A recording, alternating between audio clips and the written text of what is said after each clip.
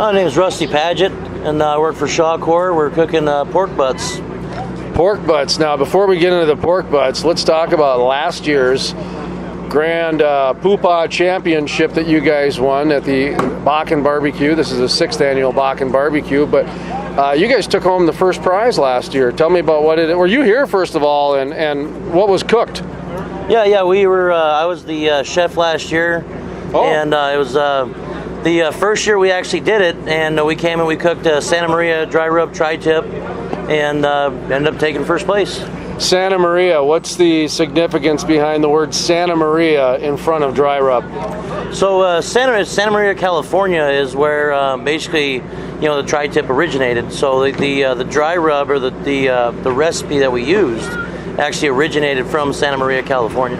Okay, so you got your St. Louis rub, you got your Kansas City rub, which has a little sugar in it.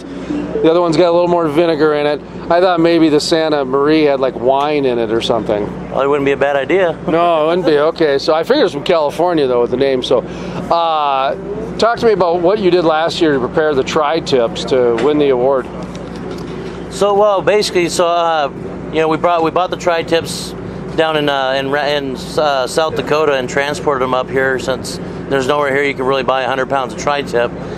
Most companies, most butchers, they grind up the tri-tip into ground beef. Mm-hmm. So it's kind of a hard cut of meat to get, and we brought it up and we marinated them the night before, and then just with the dry rub, let them sit overnight, and basically came out here about noon last year, and popped them in the smoker after getting them a good char on the barbecue and let it go.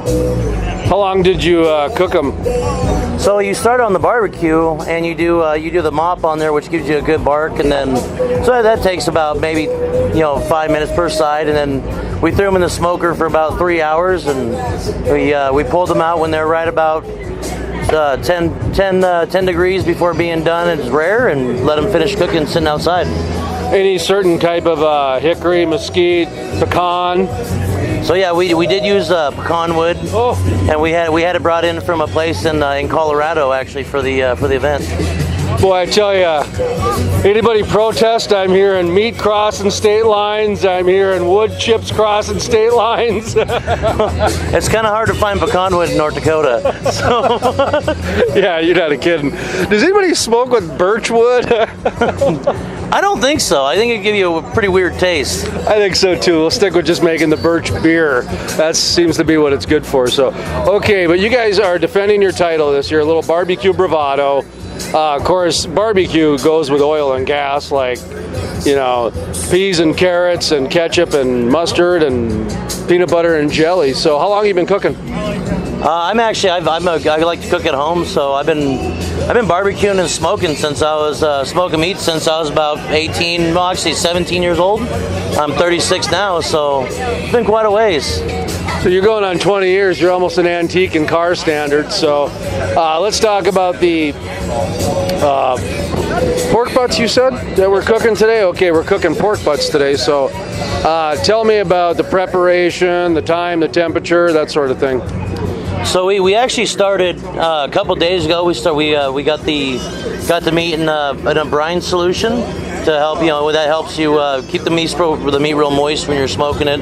So you brine it overnight, and then we injected it with that brine solution, and did a dry rub on it. And to help the dry rub, we actually did something a little different. Most people use a yellow mustard before they put the dry rub on to try to help keep it on there. We actually went a different route. We used honey and smeared it all over there, and then put the dry rub on that to give it a nice, really nice crust. And also the dry rub is a little spicier dry rub, so the honey brings a nice sweet kick to it.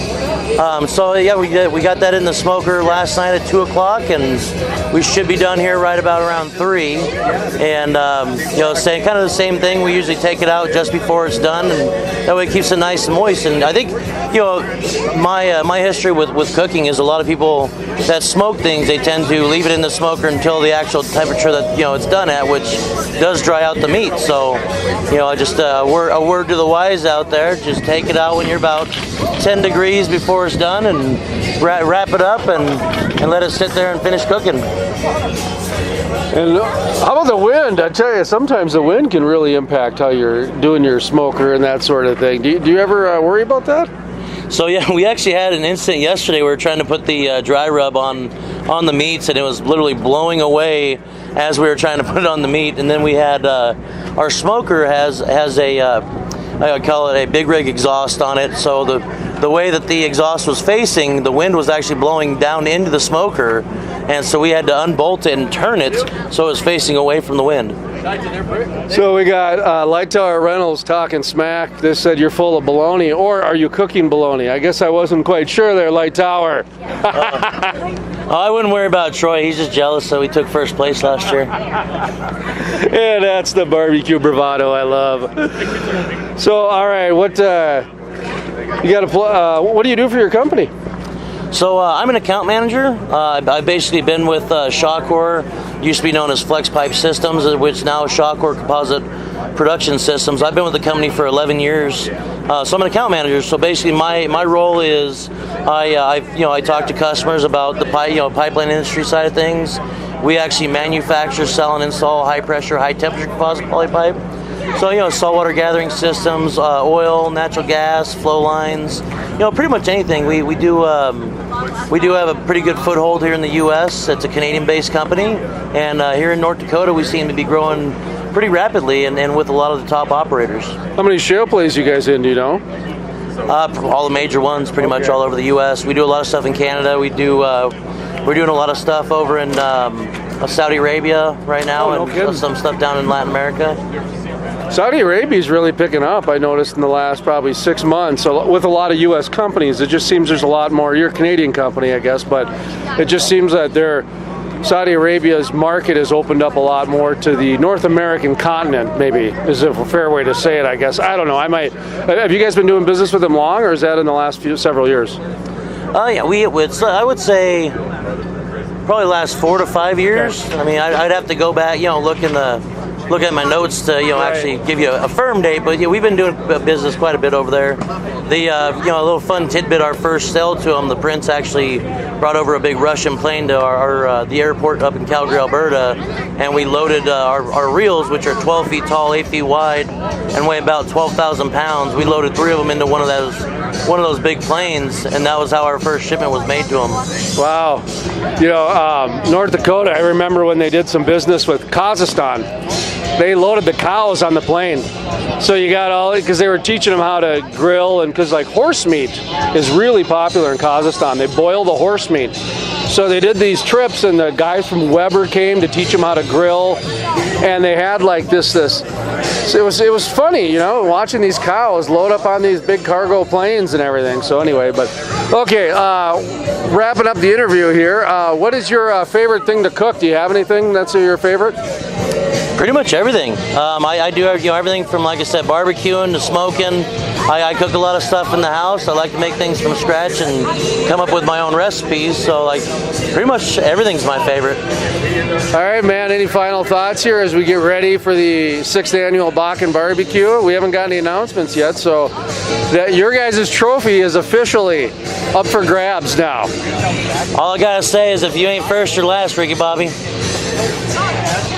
All right.